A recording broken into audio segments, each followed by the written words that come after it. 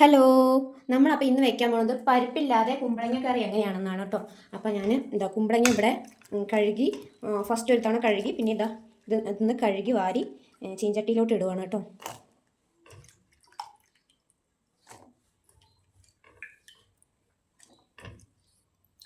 ഇത്രത്തോളം കുമ്പളങ്ങ എടുത്തിട്ടുണ്ട് കേട്ടോ. ഇനി നമുക്ക് ഇതിലോട്ട് വേണ്ടത് ഒരു തക്കാളി അരിഞ്ഞിടാം കേട്ടോ. ഒരു തക്കാളി അരിഞ്ഞിടാം. അപ്പോൾ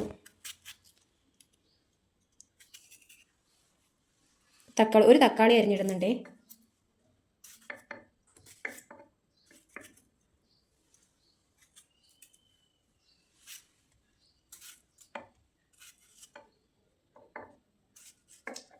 ഇനി നമുക്ക് പച്ചമുളക്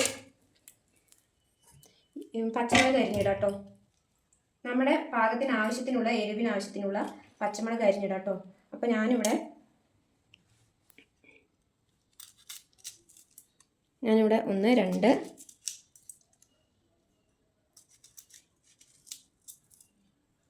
3 4 പച്ചമുളക് 5 പച്ചമുളക് ഇടുന്നുണ്ട് കേട്ടോ. ഇവിടെ എല്ലാവരും എരിവിൻ്റെ ഇച്ചിരി ആൾക്കാരാണ്, അതുകൊണ്ട് 5 പച്ചമുളക് ഇടുന്നുണ്ട്. എന്നിട്ട് നമുക്ക് ഇതിലോട്ട് ആവശ്യത്തിന് ഉപ്പ് ഇടാം കേട്ടോ. ആവശ്യത്തിന് ഉപ്പ് ഇട്ട് നമുക്ക് കുറച്ച് ഇത്രയോളം മഞ്ഞൾപ്പൊടി ഇട്ട് നമുക്ക്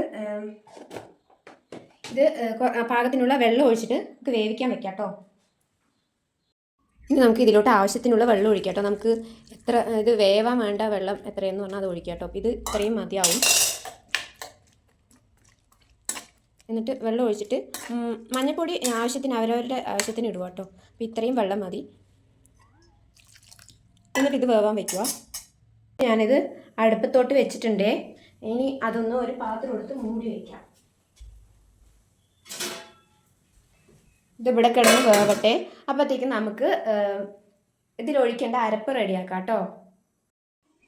പരിപ്പില്ലാത്ത കുമ്പളങ്ങ കറിയുടെ അരപ്പ് ഇതാട്ടോ. തേങ്ങ ഇടുവാണ്.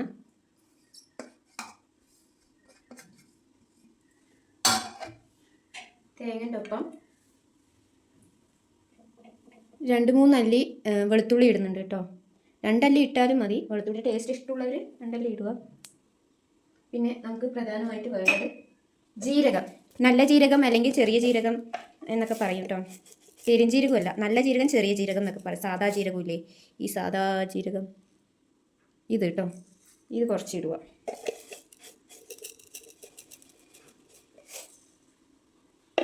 ഇത് അരച്ചെടുത്ത് നമുക്ക് അതിൽ മിക്സ് ചെയ്യാം കേട്ടോ. അപ്പോൾ നമ്മുടെ അരച്ചെടുത്ത അരപ്പ് ഇതാ. നമ്മുടെ കുമ്പളങ്ങയൊക്കെ നന്നായി വെന്തിട്ടുണ്ട് കേട്ടോ. അതാണ്ടില്ലേ, നന്നായി വെന്തിട്ടുണ്ട്. അപ്പോൾ അതിലോട്ട് ഒഴിക്കുക കേട്ടോ.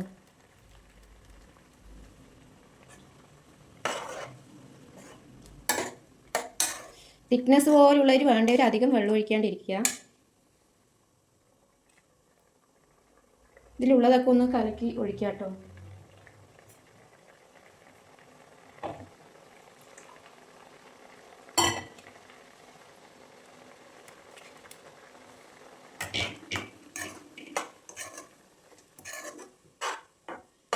ഇതൊന്ന് നന്നായി ചൂടാവട്ടെ.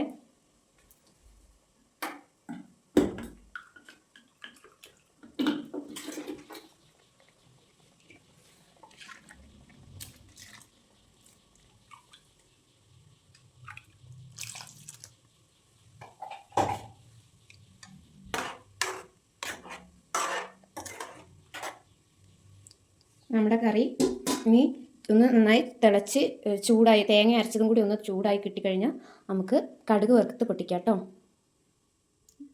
നമ്മുടെ അരപ്പൊക്കെ ഒന്ന് ചൂടായി തിളയ്ക്കാൻ തുടങ്ങിയിട്ടുണ്ട് കേട്ടോ. അപ്പോൾ നമുക്ക് ഇതിലേക്ക് കടുക് പൊട്ടിച്ച് ഒഴിക്കാം കേട്ടോ. അതിനായിട്ട് നമുക്ക് എന്താ പറയുക, കടുക് പൊട്ടിക്കാനുള്ള പാത്രം വെക്കാം. കടുക് പൊട്ടിക്കാനുള്ള പാത്രം വെച്ചു കേട്ടോ.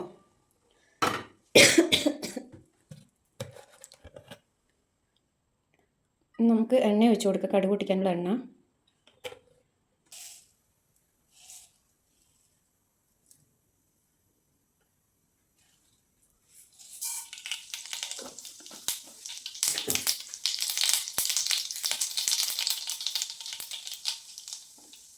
നമുക്ക് വറ്റൽമുളകും കൂടി ഇട്ട് കൊടുക്കട്ടെ. കറിവേപ്പിലയും കൂടി ഇട്ട് കൊടുത്തിട്ടുണ്ട്.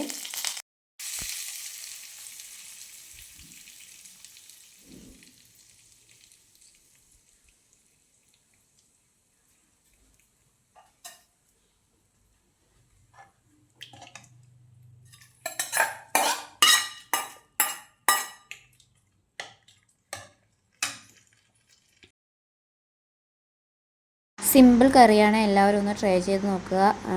ഇഷ്ടപ്പെട്ടാൽ ലൈക്ക് അടിക്കാനും ഹൈപ്പ് ചെയ്യാനും മറക്കല്ലേ.